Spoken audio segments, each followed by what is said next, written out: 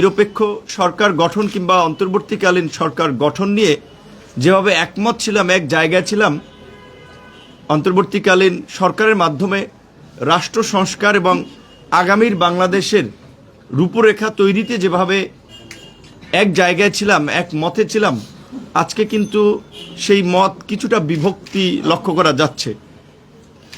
দ্রুত নির্বাচনের জন্য বিভিন্ন রাজনৈতিক দল থেকে তাগিদ আসছে। সরকারের প্রতি আমাদের যে প্রত্যাশা এবং আকাঙ্ক্ষা ছিল 5 মাসে, সেটা বড় রকমের হোঁচট খেয়েছে কয়েকটি ঘটনায়। বিশেষ করে আপনারা একটা জিনিস জানেন যে সচিবালয়ে ডিসি নিয়োগকে কেন্দ্র করে একটি বিতর্ক সামনে এসেছিল, একটি কমিটি করে দেওয়া হয়েছিল। ওই পূর্বের সরকারের মতোই তদন্ত হচ্ছে, খতিয়ে দেখা হচ্ছে, এখন পর্যন্ত সেটা আমরা আলোর মুখ দেখতে পাইনি। গত কয়েকদিন আগে সচিবালয়ে আরও একটি বড় অঘটন ঘটে গেছে, যেটি আমি মনে করি যে শুধুমাত্র সচিবালয় নয়, আমাদের জাতির জন্য একটা বড় রকমের হুমকি, যে সচিবালয়ের মতো স্পর্শকাতর সুরক্ষিত জায়গায় এইভাবে আগুন ধরলো এবং আগুনে 4-5টি ফ্লোর এইভাবে আপনার ধ্বংস হয়ে গেল।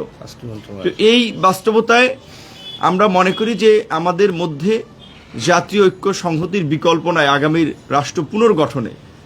এই গণ অভ্যুত্থানের একটা ঘোষণাপত্র থাকা দরকার ছিল, সেটি অনেক আগে থেকেই সকলের দ্বারা এটা উপলব্ধি হয়েছে, কিন্তু এখন পর্যন্ত হয়নি। ছাত্ররা একটি ঘোষণাপত্র দেওয়ার জন্য মনস্থির করেছিল, কিন্তু আমরা পরিষ্কারভাবেই সকলকে জানিয়ে দিয়েছিলাম যে এটি কোনো মাত্র ছাত্র সংগঠন, রাজনৈতিক সংগঠন, কোনো ব্যক্তি বা গোষ্ঠীর বিষয় না, এটি সমগ্র জাতির বিষয়। বিশেষ করে যেভাবে আমরা স্বতঃস্ফূর্তভাবে জাতীয় ঐক্যের মধ্য দিয়ে এরকম একটি আন্দোলন গড়ে তুলেছিলাম, সে একইভাবে জুলাই ঘোষণাপত্রটি হতে হবে এবং এখানে উদ্যোগ নিতে পারে সরকার। তো আমরা সরকারকে ধন্যবাদ জানাই, তারা রাষ্ট্রীয়ভাবে এই আন্দোলন সংগ্রামে যারা ত্যাগ স্বীকার করেছে, রক্ত দিয়েছে এবং এই দীর্ঘ 36 দিনের লড়াই সংগ্রামে রাজপথে ছিল, তাদের এই ত্যাগকে সম্মান করে, জন আকাঙ্ক্ষাকে ধারণ করে রাষ্ট্রীয় পর্যায় থেকে সরকার এই জুলাই ঘোষণাপত্র গ্রহণের উদ্যোগ নিয়েছে। সেজন্য আমরা সরকারকে ধন্যবাদ জানাই এবং একই সাথে আমরা অন্যান্য রাজনৈতিক দলগুলোর প্রতি আমরা আহ্বান জানাই, গণহত্যার বিচার, শেখ হাসিনাকে দেশে ফিরিয়ে এনে ফাঁসির কাষ্ঠে ঝুলানো এবং শেখ হাসিনা সহ এই গণহত্যার যারা মাস্টারমাইন্ড ছিল তাদের প্রত্যেকের সর্বোচ্চ শাস্তি, মৃত্যুদণ্ড কার্যকর করতে হবে। ভারতে শেখ হাসিনা পালিয়ে গেছেন, ওবায়দুল কাদেররা পালিয়ে গেছেন, তাদেরকে ফিরিয়ে আনা দরকার। কারণ এই আওয়ামী লীগকে যদি আমরা এই গণহত্যার দায়ে যদি বিচারের মুখোমুখি করতে না পারি, শেখ হাসিনা, ওবায়দুল কাদেরদের ফাঁসি নিশ্চিত করা না যায়, তাহলে আগামীতে এরকমের এই গণহত্যা আরও ঘটবে, এরকম ফ্যাসিস্ট আরও তৈরি হবে। এই ঘটনার একটা শক্ত বিচার হতে হবে, অবশ্যই সেই বিচার হবে আন্তর্জাতিক মানদণ্ডে।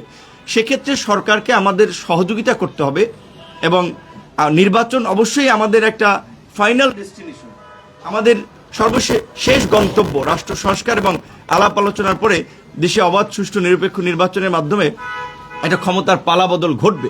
কিন্তু তার আগের যে কার্যক্রমগুলো, এই যে বিচারিক প্রক্রিয়া সম্পন্ন করা, গণহত্যার সাথে জড়িতদের বিচারের মুখোমুখি করা, দেশের থেকে গত 16 বছরে যারা অর্থ পাচার, লুটপাট করে দেশ থেকে 28 লক্ষ কোটি টাকা বাইরে পাচার করে দিয়েছে, তাদের বিচার করা, যারা গুম খুন করেছে তাদের বিচার করা, এবং এই যে দলদাস প্রশাসন, আপনারা কি মনে করেন সরকার পরিবর্তন হয়েছে, প্রশাসন একেবারে ভালো হয়েছে? প্রশাসনের মধ্যে এখনো যারা আছে, এই আমলারাই তো এই শেখ হাসিনার ফ্যাসিবাদের বড় খুঁটি ছিল। এই প্রশাসনই তো শেখ হাসিনাকে গুম খুনে সহযোগিতা করেছে। কয়জনের চাকরি গিয়েছে, কয়জনকে বিচারের মুখোমুখি করা হয়েছে? সম্পূর্ণ সেটআপটা আগের সেটআপই আছে, শুধুমাত্র গুটি কয়েক ব্যক্তির বদল হয়েছে, সিস্টেমের বদল হয় নাই।